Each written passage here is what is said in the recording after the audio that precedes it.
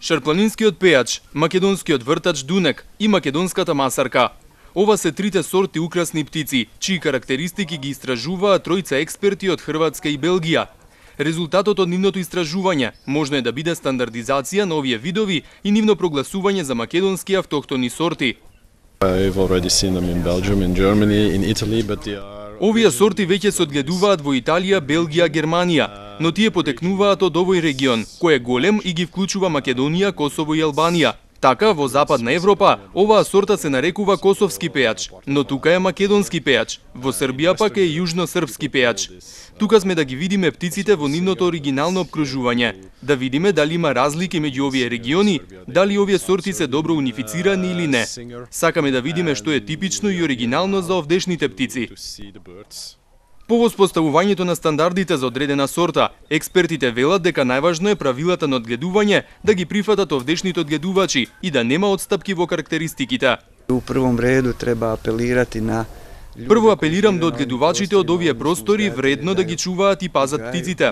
Ние од Европскиот сојуз сме во постојан контакт со Македонскиот сојуз, но најважно е овдешните одгледувачи да комуницираат со нашите стручњаци, кои знаат како се подредени протоколите и правилата. Ќе одиме и во Косово, ќе ги погледнеме сите птици на едно место, па потоа ќе имаме појасна слика за оваа сорта, која е карактеристична по изгледот и должината на пеењето.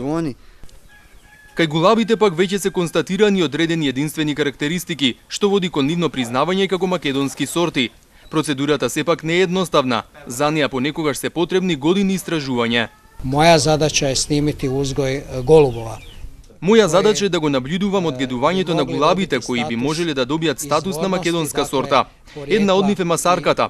По она што го видов, има сорти кои потполно се разликуваат од другите, но ќе имаме многу работа околу наблюдувањето на овдешното одгледување. Потоа сето тоа ќе се стави на хартија како материјал што ќе биде водилка за одгледувачите на оваа идна стандардизирана сорта гулаби, за да се фати еден правец и да нема разлики и отстапки. Потоа оваа сорта ќе може да се одгледува и надвор од Македонија како таква. Активностите за стандардизирање на овие три сорти украсни птици се на иницијатива на Македонскиот сојуз на одгледувачи, формиран пред неколку години.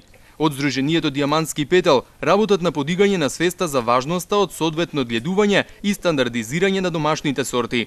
Голем број западноевропските поразвини држави големо влијание посветуваат на регистрирањето и на патентирањето на нивните матични автохтони држави. Тоа е на некој начин се мери и со едно културно национално наследство, едно културно национално богатство на една држава, затоа што ние во минатиот период навистина воопшто можеби не покажувавме никаков интерес, но со самото формирање на Македонската федерација, односно со формирањето на неколку здруженија во Република Македонија, со почнувањето на организирање на манифестации и изложби кои што првенствено беа навистина можеби во почетокот на ниско ниво, но секако чекорот одевме едноставно во нагорна линија, сите увидовме дека едноставно мораме да се почитуваме самите себеси, да ги почитуваме сите наши птици кои што ги поседуваме, затоа што сепак се тоа реткост кај што не може да се видат во другите делови на Европа, а секако одгледувачите го имаат последниот збор, затоа што сепак тие се оние главните кои што треба да го подобруваат квалитетот, кои што треба да внимаваат на стандардизацијата, на бојата, на разноликоста